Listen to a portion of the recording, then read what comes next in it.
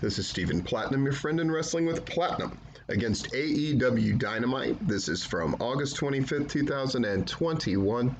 Another show that did a lot with a little. The ending perhaps is a bit of a head scratcher. Why would this be the main event? Why would this be the angle that they're sort of highlighting? But, you say that, but I guess the easy answer is because none of the others really work. Though I think, maybe you put the Lucha Brothers and Varsity Blondes in the main event spot. So that way you have this big build-up and, the part where the Lucha Brothers and the, Jurassic Express work together against the Young Bucks and the Good Brothers. That would make sense to me. It's kind of an inexplicably booked card, but let's go over it. We have our open, and then we have Orange Cassidy against Matt Hardy. Matt Hardy gets busted open hard way, which is very distracting and kind of threw the rhythm of the first match and really the show at first off.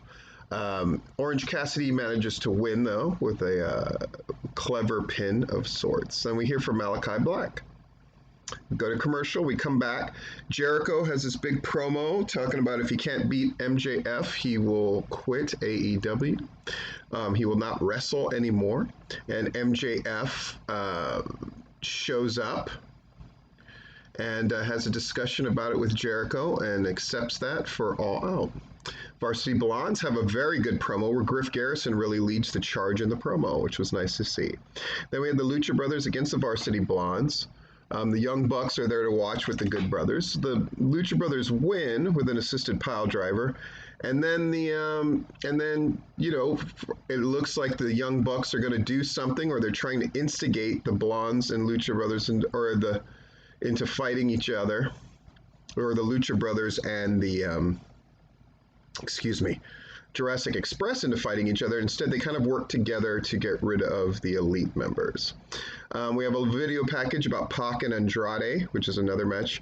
Then we go over the pay-per-view again. They're just doing a good job of pushing for that pay-per-view, man.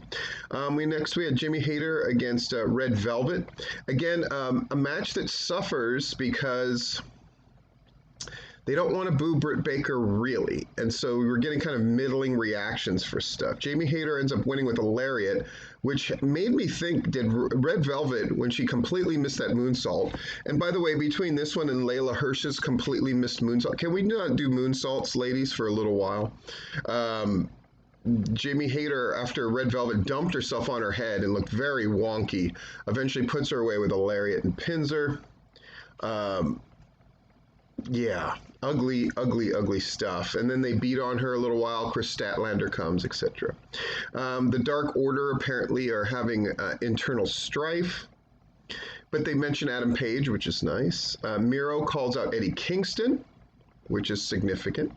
And this is one of those Dynamite shows where it's just promos and setting stuff up. Match number 4, Darby, Moxley, and Eddie. So we get some star power on this card. Against Spinoni, JD Drake, Caesar, and Ryan Nemeth.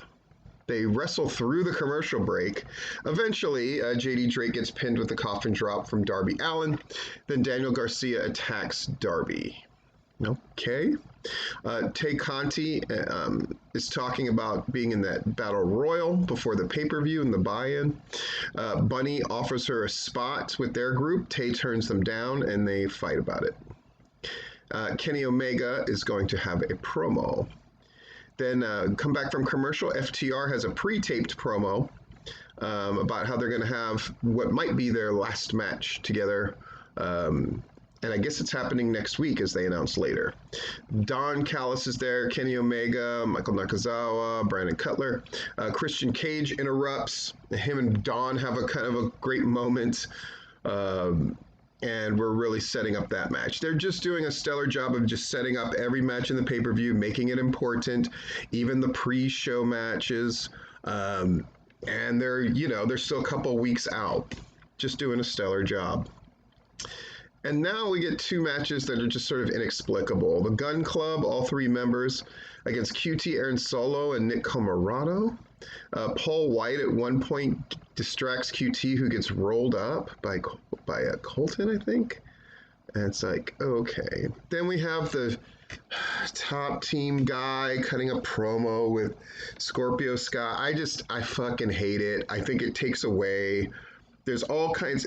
AEW, again, they cannot afford to give up this valuable screen time, and I really wish they would stop it. I really don't think it serves them.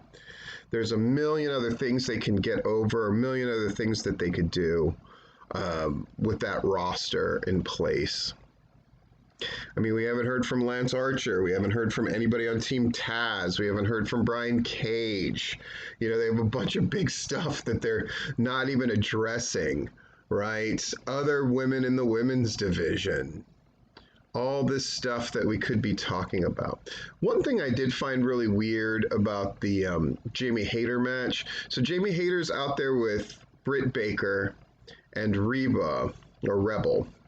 But Red Velvet, who is in a clique with Big Swole and Kylan King, they're never there for her. It's one of those things, if you're going to set up that they're sort of traveling buddies or whatever, but they're never there for Red Velvet. They're not there for the biggest match in Red Velvet's career last Friday, and they're not there for her when she's on Dynamite.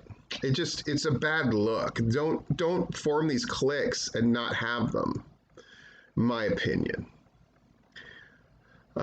They set up next week's show and then all the matches for the pay-per-view, and then they have a discussion with Arn Anderson where he just openly admits his kid's in over his head.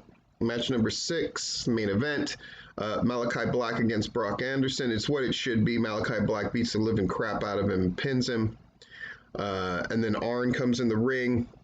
They have a nice little moment where Arn is like, well, if we're going to do this, don't do it with a chair. Come on, let's fight. He blocks Malachi Black's kick, but then he gets low kicked and then eats the kick anyway. And then Big Shotty comes to the ring. Everybody expecting something much bigger to happen, and it never does. Of course, the highlight of the show is the CM Punk promo, which I didn't talk about, but it certainly took place, and it was just pure fun. This show was carried with one thing only, and that's CM Punk. And we'll see. Does his star power, is he enough to get them over 1 million? Because nothing on this show should get them over 1 million, if I'm being honest. So we shall see.